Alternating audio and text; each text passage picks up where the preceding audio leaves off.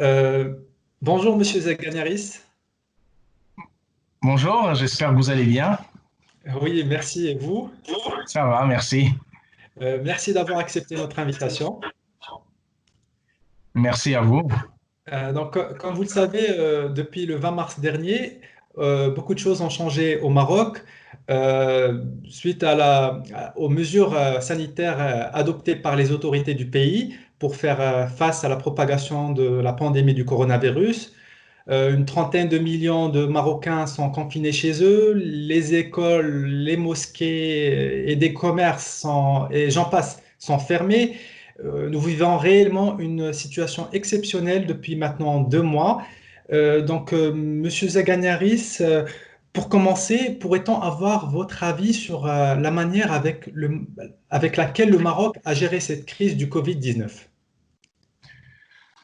Eh bien, écoutez, le Maroc a eu une logique à la fois anticipatrice et prudente. Et je pense à juste ce titre qu'on le cite comme un des modèles au niveau de l'international. Les mesures qui ont été prises avec beaucoup de maturité, beaucoup d'efficacité, et je pense qu'on a évité la propagation du virus en allant dans ces axes-là. Et vous l'avez très bien souligné, là, très très vite mettre en place le confinement. On n'a pas fait le pari de se dire que peut-être ce n'est rien, ça va passer. Non, je pense dès qu'il y avait une vingtaine de cas, déjà on s'est alarmé du premier cas, du deuxième. Dès qu'il y a eu, je pense, une quinzaine, une vingtaine de cas, la fermeture des frontières, avions, bateaux, la fermeture des écoles, les transports interurbains, tout ça. Enfin, il y a eu le couvre-feu. On reste chez soi et l'idée, c'est éviter que le virus se propage. Le virus se propage. Deuxième mesure qui est très efficace qui a été mise en place au Maroc, le fonds spécial pour la gestion de la pandémie initié par Sa Majesté. Là, vous avez eu d'autres entreprises publiques, privées, nationales, étrangères. Je pense notamment à des filiales marocaines de grands groupes français qui ont participé, tout ça, à ces investissements conjointement à des grandes entreprises marocaines, également à des particuliers, etc. Donc tout de suite une logique, vous voyez là aussi, voilà ce que je disais tout à l'heure, anticipatrice. On pense des aides sociales pour les personnes affiliées à la CNSS, on pense à des aides sociales pour les personnes RAMED, même les personnes non RAMED. Alors, tout n'a pas forcément abouti, des personnes attendent encore justement ces allocations, mais il y a quand même eu une prise en compte de la fragilité, la vulnérabilité sociale. Et ça, c'est une deuxième mesure qui est extrêmement importante. Il ne faut pas oublier que le confinement dans les pays du Sud, ce n'est pas le même que le confinement dans les pays du Nord, et que le confinement pour des classes sociales défavorisées n'est pas le même que pour des classes sociales aisées et qui, en dépit des difficultés, ne sont pas dans les mêmes situations, vous voyez, que ceux qui, à un moment, sont en carence financière. Et si à un moment vous voulez que les populations soient confinées, protégées, il faut à un moment un minimum de ressources. Là, je pense au niveau, il y a eu aussi des crédits, les banques ont joué leur rôle, bon, des crédits, des allocations, etc.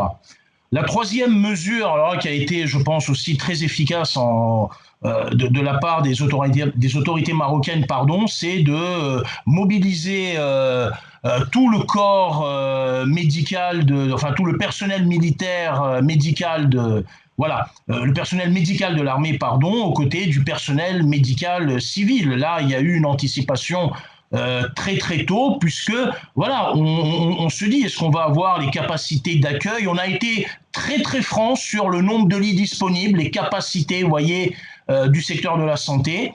Et donc, logique de prudence, ne pas être exposé, vous voyez, à ces scénarios catastrophes. Qu'est-ce qu'on fait quand à un moment vous avez un nombre de personnes hospitalisées en cas grave? Qu'est-ce qu'on fait quand on a peu de moyens? Tout faire pour éviter, vous voyez, les situations dramatiques, type en Italie, où on choisit et ça c'est même contraire à tous les codes déontologiques, on va choisir quelle vie humaine on va garder. Donc le Maroc a vraiment tout fait pour anticiper, éviter cette situation de crise où choisir, où on se retrouve avec un trop plein de malades, il faut choisir qui On va soigner parce qu'on n'a pas les moyens de soigner tout le monde.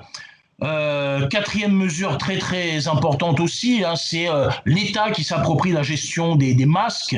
On va produire des masques au Maroc avec des prix fixés par l'État. On va empêcher que ce soit le libre cours du marché et empêcher une spéculation financière sur les masques, en produire énormément, donc mobiliser l'industrie là-dessus et faire qu'il y a des exportations. Et puis dernier point, hein, je terminerai sur ça, la mise en place de comités de veille économique, ça c'est très important. À un moment, il faut voir quelles mesures vont être mises en place. Il y a une crise sanitaire inédite, on va y revenir, mais il y a aussi l'économie du pays qu'il faut faire tourner, et notamment si on veut avoir un confinement efficace. Un confinement avec des gens en détresse économique ne peut pas être efficace. D'accord. Encore une urgence sanitaire. Qu'avez-vous observé concernant les conséquences du confinement? Ah bah écoutez, la première conséquence, et des épidémiologistes réputés, hein, du Maroc l'ont dit dans des conférences, le ministre pardon, de la Santé l'a dit également, la première conséquence, eh bien, c'est que la courbe a été aplatie. La courbe a été aplatie, on a évité, vous voyez, on a évité des taux de propagation importants du virus. C'est-à-dire que je crois que l'un des chiffres les plus importants, journaliers les plus importants, c'était 250. Alors après, toute proportion gardée, hein, ces chiffres sont à relier au nombre de tests qui est fait. Hein. S'il y a peut-être plus de tests, il y en aura plus. Mais il y a quand même eu c'est-à-dire des choses qui ont été évitées, une propagation du virus qui a été évitée. Donc, le confinement est une bonne chose. C'est une décision, je pense, qui est sage, même si elle ne règle pas le problème et que le virus est toujours là. Ça, il faut. Là encore, il faut écouter certains épidémiologues qui parlent en connaissance de cause avec les chiffres et les études qu'on a, sur lesquelles on reviendra également plus loin. La deuxième conséquence, elle est économique. Et là, effectivement, il y a des effets qui sont très très durs sur des secteurs qui sont touchés par cette crise, hein, le tourisme, les transports, la restauration, les coiffeurs, le monde des arts et de la culture, hein, qui est frappé par ça. Également des populations vulnérables, je pense aux migrants, je pense aux personnes justement invisibilisées dans les statistiques et les prises en compte sociales que j'ai évoquées précédemment. L'un des effets l'une des conséquences du confinement, c'est qu'il y a des gens qui sont chez eux, qui n'ont pas d'aide sociale, qui ne savent pas comment demander ou qui sont complètement invisibles aux yeux de ceux qui veulent aider et penser une bonne redistribution des richesses. Et là, oui, il y a des choses effectivement dramatiques dans ce qui est invisibilisé. Ça, c'est une conséquence qu'il faut prendre en compte. Une autre conséquence, une autre conséquence du confinement, c'est qu'on voit à la fois, et c'est peut-être là la richesse de toute notre société marocaine, on voit à la fois des attitudes, je dirais, de soumission. Moi, je me mets des fois au balcon, il faut être responsable, je respecte parfaitement le confinement. Je suis au balcon, puis des fois, je vois passer les gens qui, à un moment, hop, parce qu'il y a pas mal de policiers là où on habite, et qui à un moment mettent le masque, et à un moment, hop, quand ils passent devant les policiers, ils enlèvent le masque, ils mettent le masque sur le menton. Ça veut dire qu'ils ont des microbes sur le menton, hop, ils ont mis le masque, et hop, après ils le remettent sur la bouche, et c'est comme ça que se transmet le Covid. Et c'est là où je dis, l'une des conséquences, on voit des effets de soumission. On va mettre le masque pour ne pas être verbalisé par la police ou les autorités. Et dès que la police n'est pas là, où on le met, où on va sortir, etc. Donc il y a des attitudes de soumission qui parfois peuvent être compréhensibles, parfois peuvent aussi être très irresponsables. Et conjointement, et c'est ça la richesse de la société marocaine, on voit aussi des attitudes responsables. J'ai un ami médecin qui me raconte que vraiment le dévouement dans les hôpitaux à l'égard de ses patients, les responsabilités à l'égard de sa famille, hein, comment la prise de distance, hein, qui est coûteuse, des gens qui mettent en place des actions de solidarité. Vous voyez, on parlait là un peu des personnes invisibilisées. Il y a des gens dans des quartiers qui font des cagnottes, qui savent qu'il y a telle famille, qu'il n'y a pas de ressources. Et à un moment, on va faire attention, mettre un panier, donner de l'argent, etc. Vous avez, par exemple, je parlais des migrants tout à l'heure. Il y a une association là où il y a la place Pietri à Rabat, au niveau de la cathédrale, qui recueille des fonds pour aider les migrants. Il y a plein d'ONG dans différents villes du Maroc, des des actions humanitaires qui sont très efficaces. Et ça, c'est important, et ça vient de la société civile et du cœur des gens. Et puis, la dernière conséquence, il y en aurait bien d'autres, hein, j'en balance une dernière, quelque part, c'est aussi la détresse psychologique. La détresse psychologique que ressentent certaines personnes. Le confinement, c'est aussi des violences conjugales sur le conjoint, sur les enfants. C'est des gens qui ne s'entendent pas, qui sont obligés d'être ensemble, donc des crises du couple, effectivement, qui émergent. Et en même temps, une autre conséquence, c'est qu'il y a des gens qui sont très contents d'être chez eux. Ils sont très contents d'être coupés du monde, de la société consumériste, des sociabilités mondaines qui leur pourrissent la vie, qui sont très bien chez eux et qui, même après le confinement, pensent y rester. Pour certains, c'est l'occasion de faire du sport à l'intérieur de chez soi. Pour d'autres, c'est écrire un roman, etc. Et vous voyez, il y a aussi cette dualité également là sur les conséquences, mais certaines sont dramatiques. Ça, il ne faut pas le nier. D'accord, Monsieur Zegras. Et quelles sont vos réflexions sur le modèle Covid-19? Est-ce que selon vous, on va renouer avec le modèle de société d'avant pandémie ou y aura-t-il un changement? Alors, vous voyez, quand on dit après Covid-19, déjà, est-ce qu'il y aura un après Covid-19? Certains, l'OMS a dit récemment que c'est parti pour durer et qu'il faut vivre avec. En écoutant ça, là je suis très très prudent, hein. Il faut bien avoir en tête, comme l'a dit le philosophe Jürgen Habermas, qu'aujourd'hui, le contexte du Covid-19, on doit prendre conscience de notre non-savoir. Donc les connaissances sur le Covid-19 apparaissent au coup à coup.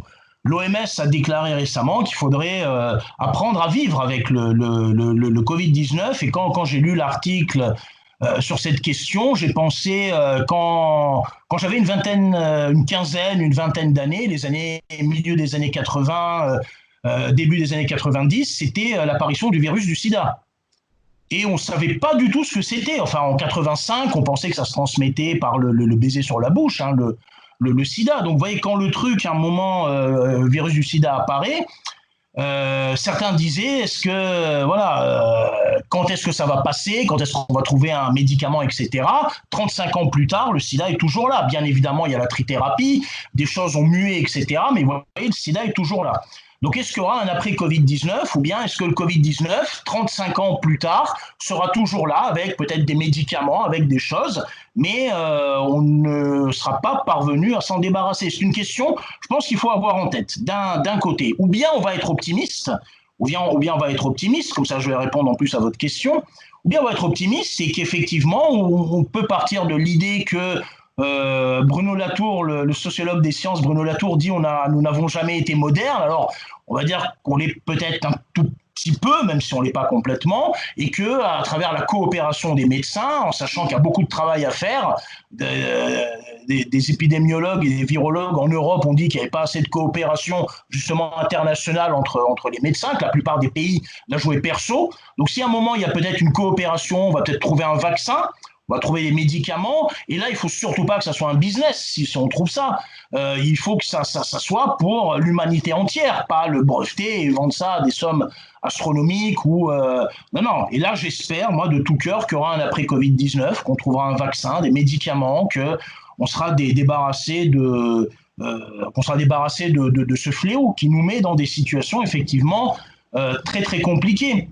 Aujourd'hui, vous voyez, l'alternative, c'est est-ce que les États doivent privilégier la sécurité des populations gouvernées au nom du bien commun, ou bien est-ce que les États doivent privilégier la liberté, notamment de circuler, la liberté du commerce, la liberté d'opinion. Et là, on est un vrai dilemme, et c'est là où on prend justement l'ampleur. Qu'est-ce que c'est une crise? Qu'est-ce que c'est une communication de crise? Qu'est-ce que c'est gérer au coup par coup des choses qui sont en train de se passer? Là, c'est pas évident. Donc, vous voyez, au niveau est-ce qu'on va renouer avec l'ancien système? Est-ce qu'il y aura des changements? Là, je pense que le penseur qui peut nous être très utile, c'est Alexis de Tocqueville, hein, qui montre dans le deuxième volume de la démocratie en Amérique, ou dans De l'Ancien Régime et la Révolution, que il y a des ruptures dans une société, mais que ces ruptures ne doivent pas masquer les continuités invisibles. Aujourd'hui, par exemple, il y a des ruptures, qu'on le veuille ou pas. Et je suis en train de penser à des très beaux textes de Michel Foucault qui parle de la naissance de la médecine et qui évoque notamment l'épidémie de choléra en 1834, où les gens aussi ont été dans des situations, vous voyez, inédites. Et là, l'État a compris qu'il avait un rôle à jouer, que ce soit en supervisant ou en intervenant directement. Et c'est dans ce contexte-là qu'à un moment, la médecine s'est développée comme technologie de pouvoir, et parfois une technologie de pouvoir très moralisatrice. Donc, si à un moment, vous voyez, les changements, c'est pour reprendre une idée de Michel Houellebecq, l'écrivain, dont je ne partage pas du tout tous les points de vue, hein, qui a dit que la société d'après, ça serait celle d'avant, mais en pire, là, ça va être effectivement problématique.